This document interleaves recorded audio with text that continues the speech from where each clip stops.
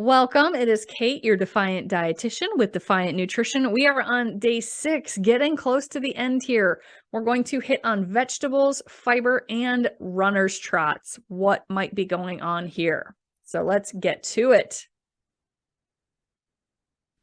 Vegetables, they don't contribute heavily to carbs, fat, or protein, and they are critical. Now, just to point out, there are starchy vegetables, and that was discussed in the carbohydrate. So we're talking non-starchy vegetables here today. And vegetables are also, much like herbs and spices, another big area where the magic happens. We've got fiber, we've got vitamins, we've got minerals, antioxidants, phytochemicals, and more. They help with eye health, heart health, immune system, detoxing, digestion, bones, brains, and more. The goal now is just 2 fist-sized right now, but you can go higher if tolerated. It's good to get some raw, some cooked, preferably a little mix of each, and get as much color as you can throughout the week. Do you feel like you hate vegetables? Try different methods. Steam, roast, saute, shred, raw. I find a lot of people who've told me they, quote, hate all vegetables. When they've been willing to experiment, they do end up finding out that they just never have liked the methods by which the vegetables were prepared in the past. A lot of people grow up with, for example, canned green beans or green bean casseroles that they found were really mushy, or overcooked broccoli that fell apart in their mouth. So when they were willing to try some new things, they learned that there were things that they didn't mind, and sometimes even things that they really liked. And then bonus, they got their kids enjoying it too. Our taste buds can change, so I encourage you to keep trying some things. While some people currently cannot handle certain vegetables or certain amounts if they have a lot of those GI issues, we should be able to, even with long running times. They are critical to good gut health. A lot of people, if they have runner's trots, which we'll talk about more in a bit, but I see a lot of times that they're told, hey, do a low FODMAP diet to help with that. And that's great if that's going to help you short term, but that still to me says something's not right. You should be okay with vegetables every day, the day before your race, the day of the race, with very, very few exceptions to that. So even with a long running time, you should be able to eat appropriate amounts of vegetables. They are critical to good health. They support your entire body, your heart, bones, brains, cells, blood sugar, and more. They fight against cancer.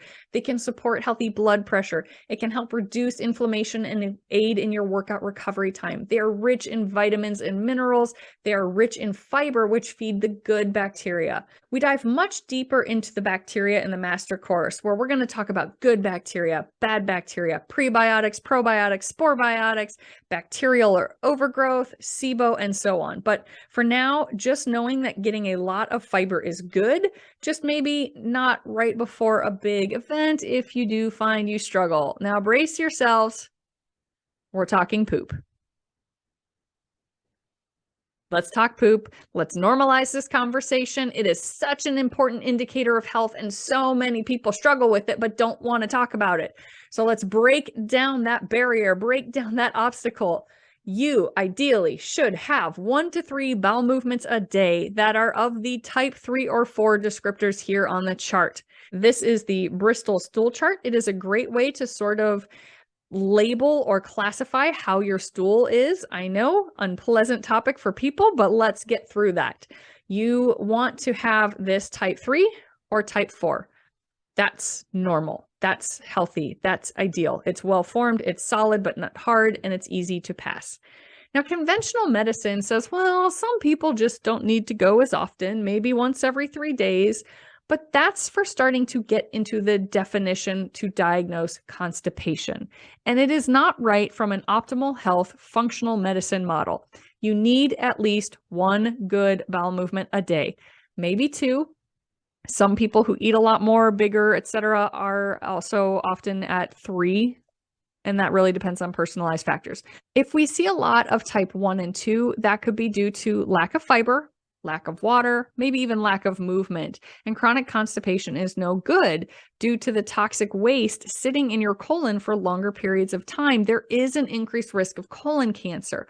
Also, if your body can't properly eliminate hormonal waste, your body may stop trying to make the hormones.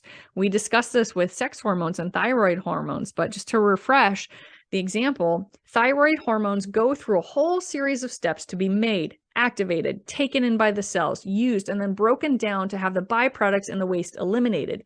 But if the waste and used up hormones aren't getting eliminated properly, the body may slow down the production of the thyroid hormones up at the beginning of the assembly line since there's a bottleneck down the road. This can also happen with sex hormones like estrogen and testosterone and other hormones in the body. So again, you should have at least one good bowel movement per day in this type 3 or 4. Now, when we start getting down into the lower numbers or the lower levels here, the higher numbers, 5 typically means we need to add more fiber, but we also might need to slow down motility or improve digestive enzymes. We want to eat a lot of plants, beans, and good roughage. You can temporarily use some fiber powders to help, but remember the long game for your body to function properly of its own accord without needing a whole bunch of supplementation. And then 6 and 7 often indicate much larger issues. This could be bacterial problems, parasites, infections, inflammation, trauma, or some other things. Now, if you're consistently seeing 5, 6, or 7s, you are likely not absorbing enough nutrients because it's just flushing through you so fast and so diluted. And so you might not be getting full energy and health. Remember, this is the main area for absorbing electrolytes. So if your body's just flushing all of this out, we can see all sorts of symptoms: fatigue, lightheadedness, weakness, difficulty regulating blood pressure, dehydration, poor recovery, more aches and pains, more muscle stiffness, and more.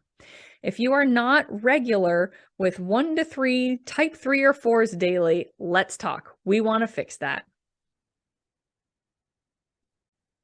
A little bit of a segue for those runners who start to notice GI distress during a run. This, for those not familiar, is the dreaded runner's trots or runner's guts. Needing to have a bowel movement basically every time you run, sometimes multiple times, where it's urgent and you just cannot help it. It is real, it's very uncomfortable, and it's very frustrating. So fiber is one of multiple factors that play into this, but from a food standpoint, that's what we're going to talk about here in this course. So fiber, it's found in many foods, but it's most abundant in whole foods and plant-based foods. You're not going to find it in animal-based proteins. It is difficult to digest. The point of it is that we don't digest it really well, but as it moves through our system, it has a host of other benefits that can include reducing cholesterol, and it feeds the good gut bugs. So we can't eat it, but it gets down to our colon and the good gut bugs do eat it. But it can add GI distress in some cases to some people. So you may temporarily need to reduce your fiber-rich foods before a race or long training session to avoid these runner's trots. If you can't tolerate it yet, we do want to get to the point where you can, but if you can't right now, you may want to include more of the soluble fibers instead of the insoluble. So soluble helps absorb water and kind of think of it like soluble sponge. So you want more oats, peas, beans, apples, citrus, nuts, and seeds. Though beans for some people, because of other reasons, don't do well with the GI. But things to consider. Insoluble doesn't absorb the water. So I almost think of it, it doesn't gel as much. So things like fruit skins, whole grains, brown rice, it's also very, very healthy, but it might add to some GI distress if you are struggling with the runner's trots. So temporarily, some things to consider. So there's a lot of other things that can cause runner's trots, but from this food perspective that we're doing, that's one to be aware of. We also touched on some of the other food issues before with like hydration, wanting to stay hydrated, the carbohydrates, not wanting too many carbs in the gut during a run, especially if you aren't drinking enough water, because then it's too much carbohydrate, not enough water. So that adds to it. Here's where fiber plays a role. There's a handful of non-food based things as well, but we're not going to have time to get into that here.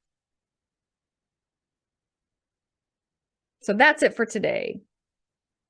Vegetables are one of the most important food groups from a health and nutrient standpoint.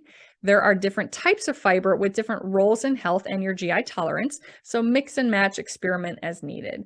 And I do want to say tomorrow, get ready. We're going to kind of wrap this up. So I want you to get your weigh out, see what, if any, weight you lost.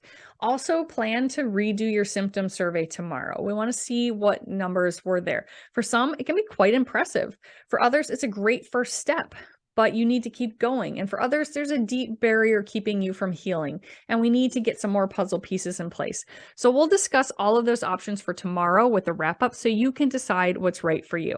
So for today, your challenge assignment of the day, since vegetables are so important, yet often people struggle to find ways to enjoy them or get their family to enjoy them, I want you to share your favorite vegetable recipe. Take a picture of it or just share a link for us, post it in the group, and use #trainingcamp. And as always, check the module for any other links, reach out with questions, and get ready to wrap it up tomorrow.